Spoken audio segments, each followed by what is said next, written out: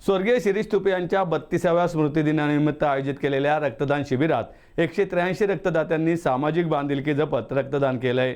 एरंडवणे येथे झालेल्या रक्तदान कार्यक्रमाचे वैशिष्ट्य म्हणजे 67 वयाचे ज्येष्ठ शिवसैनिक आशुतोष मोकाशी यांनी रक्तदान केलं। सहकार आणि नागरी विमान वाहतूक राज्यमंत्री मुरलीधर मोहोळ, उच्च आणि तंत्र शिक्षण मंत्री चंद्रकांत पाटील, विश्राम कुलकर्णी, माजी महापौर अंकुश काकडे, दीपक मानकर, मनसेचे नेते साईनाथ बाबर, गणेश सातपुते, बाळा शेडगे, अजय शिंदे, रणजित शिरोळे, योगेश खैरे, सिने अभिनेते रमेश परदेशी, धनंजय दळवी, उज्ज्वल केसकर आदींनी या रक्तदान शिबिराला भेट दिली। अक्षय ब्लड बँकेच्या कर्मचाऱ्यांनी हे रक्त संकलन केले। आमचे सामाजिक कार्याचे संस्थापक एरंडवणे भागामध्ये खूप चांगल्या पद्धतीने काम करत असलेले स्वर्गीय शिरीष तुपे यांच्या प्रेरणेने आम्हाला ह्या भागात काम करायला संधी मिळाली।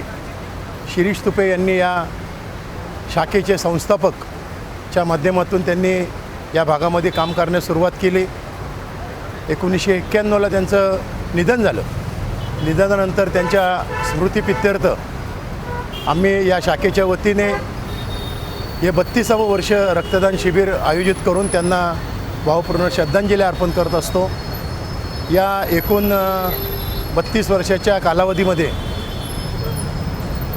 कारण 23,000 नागरिकांनी या ठिकाणी रक्तदान देऊन योगदान दिलेलं आहे। ते जे रक्तदान करून जे काय होतात त्याच्यात आपण ह्या रुग्णांना त्याची मदत होती। कोरोनाच्या भयानक काळामध्ये सुद्धा या ठिकाणी संपूर्ण एक महिना रक्तदान आणि प्लाझ्मा दान असं आपण कार्यक्रम आयोजित केलेला होता। त्यातही खूप चांगल्या लोकांना त्याचा फायदा झाला।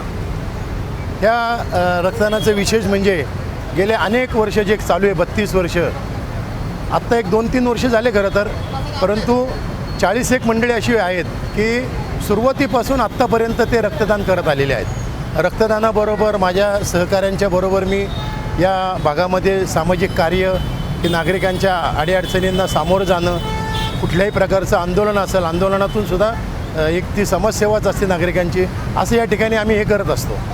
एकूणच हे तर खरं सामाजिक कार्यकर्त्याचं काम आहे। मी आज पुण्यातील सर्व सामाजिक कार्यकर्त्यांना आपल्या वतीने आव्हान करेल की ज्याला जर खरं काम करायचं असेल तर त्यांनी रक्तदान घेऊन आपण नागरिकांची सेवा करणे हे गरजेचं आहे। नागरिक अशा वेळेला त्रस्त असतो की तो ज्या वेळेला तो आजार असतो, आजारपणामध्ये त्याला जर आपल्याकडनं सहकार्य झालं तर त्या सहकार्यातून त्याची आपल्याला एक प्रकारे एकूण कामावरती आपल्याला त्याचा आशीर्वादही मिळू शकतो।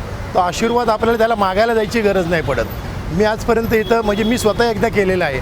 आमच्याकडे तर तो मुलगा मी कार्यकर्ता सांगत नाही, समोरच उभा आहे इथं, तो जेव्हा जन्माला आला त्यावेळेला त्याच्या आईचं AB पॉझिटिव्ह ब्लड होतं।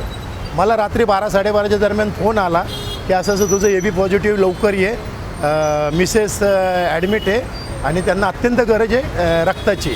त्या बाईसुद्धा आज इथं रक्तदान करायला येतात। म्हणजे सांगायचं तात्पर्य हे आहे की जन्माला आलेल्या येत असलेल्या बाळासाठी सुद्धा या रक्ताचा उपयोग होतो।